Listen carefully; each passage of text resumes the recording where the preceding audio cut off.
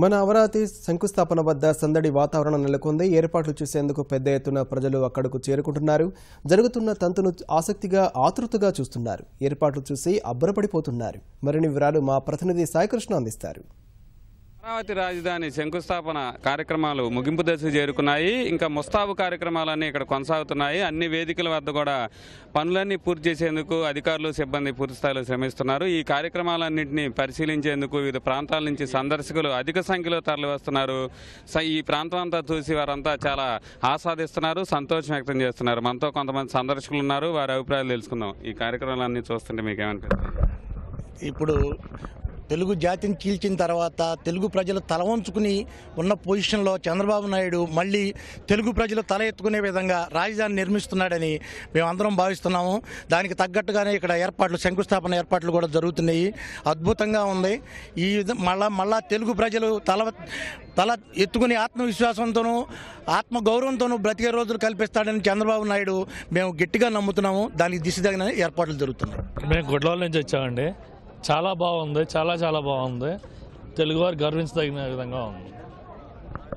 మేము చిలకలూరుపేట నుంచి వచ్చామండి. నాదెండ్ల మనం కనుపూరు విలేజ్. ఇక్కడ అరేంజ్మెంట్స్ చాలా బాగున్నాయి.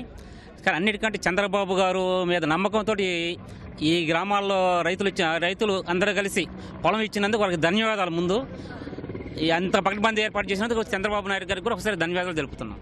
మేము సూరంపల్లి గన్నవరం మండలం నుంచి వచ్చామండి. ఇక్కడ చంద్రబాబు గారు మన రాజధాని, మన అమరావతి, మన మట్టి, మన నీరు ఇలాంటి ప్రోగ్రామ్స్ పెట్టి ప్రజల్లో చైతన్యం రేపి ప్రజలు ఒక్కరికి రాజధాని మన రాజకీయం అంటే ఏంటో నేర్పి ఇంత వైభవంగా రాజధాని చేస్తారని కల్లో కూడా అనుకోలేదు. ఇక్కడ భూములు ఇచ్చిన రైతులందరికీ పాదాభివందనలు చేసుకుంటున్నాము. ఎప్పుడు కూడా చంద్రబాబు నాయుడుకి అండదండగా ఉండాలని, మన రాజధాని మన చేతుల మీద జరగాలని, అందరూ కలిసికట్టుగా పనిచేయాలని కోరుకుంటున్నాం. ఇంత శ్రమిస్తున్న మంత్రులకి, అధికారులకు, ప్రతినిధులకి అందరికీ హ్యాట్సప్, మీడియా వారికి కూడా. చిన్నారులు, మహిళలు కూడా అధిక సంఖ్యలో ఇక్కడికి తరలి వచ్చి ఈ కార్యక్రమాలన్నీ చూస్తున్నారు. కొంతమంది మహిళలు ఉన్నారు. మీరు ఎక్కడి నుంచి వచ్చారమ్మా? గుంటూరు నుంచి వచ్చామండి. దసరా పండగ అంతా కూడా ఎవరిళ్లలో కాకుండా అందరికి ఇక్కడే ఉన్నట్టుగా ఉంది. చాలా బాగుంది.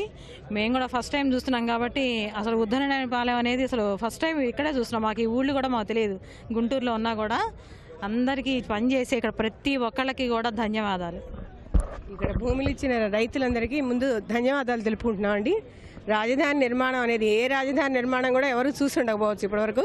ఇది అందరికీ వచ్చిన అవకాశం ప్రతి ఒక్కళ్ళు వినియోగించుకుని ఈ పరిసర ప్రాంతాల వాళ్ళందరూ వచ్చి ప్రత్యక్షంగా పాల్గొని దీన్ని ఇంకా జయప్రదం చేయాలని కోరుకుంటున్నాను. చాలా సంతోషంగా ఉందండి. మన ప్రాంతంలో రాజధాని నిర్మాణం ఇంత బ్రహ్మాండంగా నిర్వహించినందుకు చాలా ఆనందిస్తున్నాం. అందరూ కూడా ఎక్కడెక్కడి నుంచో వచ్చి ముందుగానే వీక్షిస్తున్నారు. చాలా సంతోషంగా ఉంది. మా ప్రాంతంలో కూడా ఒక రాజధాని నిర్మాణం అవుతున్నందుకు. ముఖ్యంగా రాష్ట్రం విడిపోయినప్పుడు ఒక తరం నష్టపోతుందని చాలామంది రాజకీయ నాయకులు, ప్రతిపక్షాల వారు కానీ చాలా గొడవ చేశారు. మన చంద్రబాబు గారు మాత్రం ఏ తరం నష్టపోకుండా అందరూ లాభ పొందాలి, అందరూ ఉద్యోగం చేయాలి, ఎవరు నిరుద్యోగులు అంటూ ఉండకూడదని చెప్పి మంచి కార్యక్రమాన్ని ముందుకు తీసుకొచ్చారు. అదేవిధంగా సింగపూర్ దేశాన్ని కనుక మనం చూసినట్లయితే అక్కడ అభివృద్ధి అనేది ఒకే పార్టీకి 15 సంవత్సరాల నుంచి 15 టర్ముల నుంచి అధికారం ఒకే పార్టీకి ఇచ్చారు. అందువల్లనే దేశం ప్రపంచంలోనే నెంబర్ 1గా నిలిచింది.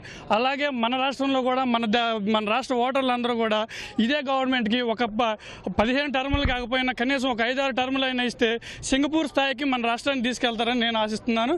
ఇదే నా ఒక్కడే అభిప్రాయమే కదా, ఇది ఆంధ్రప్రదేశ్ యొక్క ప్రజలందరి అభిప్రాయం కూడా.